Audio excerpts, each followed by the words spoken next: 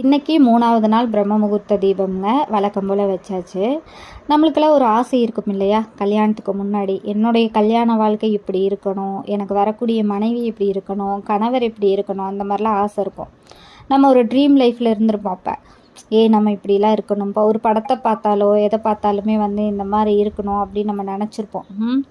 ஆனால் இந்த கடவுளுக்கு என்ன வேலைன்னா அதில் மண்ணள்ளி போடுறது தான் அவரோட வேலை இல்லையா?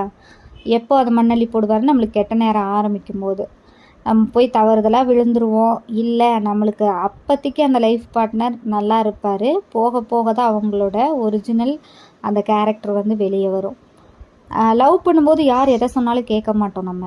நம்மளுக்கு நல்லது சொன்னாலும் சரி, கெட்டது சொன்னாலும் சரி, ரெண்டுமே மண்டையில் ஏறாது. ஆனால் கல்யாணத்துக்கு அப்புறம் நம்ம ஒருத்தர் சொல்கிறத கேட்டு நம்மளும் ரியாக்ட் பண்ணுவோம்.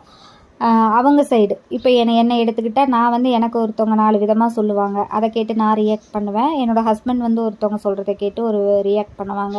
இப்போ சுயமாக யோசிக்கிற திறன் ஒரு 2 பேர்த்தில் ஒருத்தருக்கு இருந்துச்சுன்னா நம்ம 2 பேருமே பேசலாமே அப்படின்னு நினைப்போம். இப்படிலாம் சொல்கிறாங்கப்பா, இதெல்லாம் உண்மையா பொய்யா அப்படின்னு பேசுவோம். அந்த சுய யோசனை இல்லாத ஆள் என்ன பண்ணுவாங்கன்னா பிளைண்டாக நம்பிடுவாங்க. அடுத்தவங்க சொல்கிறத நம்பிட்டு நம்ம கூட சண்டை போடுறது, இதெல்லாம் நிறைய இப்போ ஆண்களுமே கஷ்டப்படுறாங்க. நான் பெண்களுக்கு தான் இந்த கஷ்டம்னு இல்லை, நான் ரீசெண்டாக பார்த்த வரைக்குமே ஆண்களுமே ரொம்ப பாவம். பெண்களுமே இந்த மாதிரி நிறையா ஹஸ்பண்டுக்கு நிறைய டார்ச்சர்லாம் கொடுக்குறாங்க. ரீசெண்டாக கூட ஒரு விஷயம் நான் பார்த்தேன், நான் ரொம்ப ஷாக் ஆகிட்டேன்.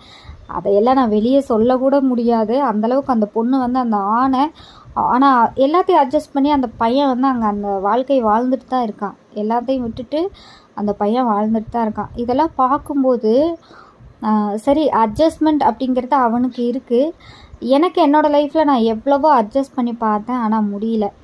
இந்த கடவுள் ஏன் இப்படி எல்லாத்தோட வாழ்க்கையிலையும் விளையாடுறாரு, இப்படி தூக்கி மண்ணள்ளி போடுறாரு, இவர் இதைவே ஒரு வேலையாக வச்சுட்டு உட்காந்துருக்கிறாரா அப்படின்னு கூட எனக்கெல்லாம் சில நேரம் சும்மா இருக்கும்போது யோசிப்பேன். ஆனால் இதுதான் டிசைன் போல். நிறையா பேருக்கு இதுதான் நடக்குது. உங்களுக்கு எப்படி நடக்குதுன்னு சொல்லுங்கள்.